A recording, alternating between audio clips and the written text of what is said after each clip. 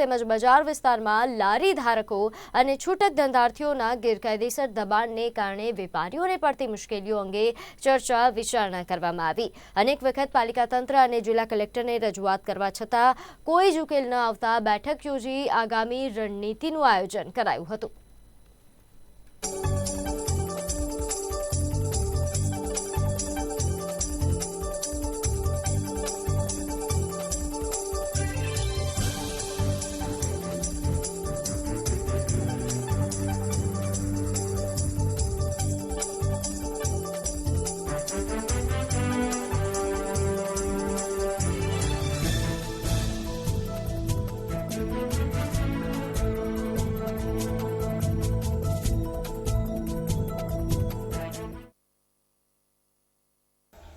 સુરેન્દ્રનગરની ટ્રાફિકની સમસ્યા, ગંદકીની સમસ્યા, તેના નિવારણ માટે વેપારી એસોસિએશન, ઝાલાવાડ ફેડરેશન, સુરેન્દ્રનગર હિતચિંતક સમિતિ, દરેક સામાજિક સંસ્થાઓ સાથે મળીને કાલે એટલે કે તારીખ 11/1/2024 સવારે 11 વાગે એસપી કચેરી સુરેન્દ્રનગર આવેદન દેવા નથી જવાનું, કારણ કે આવેદન દઈને તો ઘણા બધા આપણે થાકી ગયા છીએ, કોઈ પણ રિઝલ્ટ આપણને મળ્યું નથી।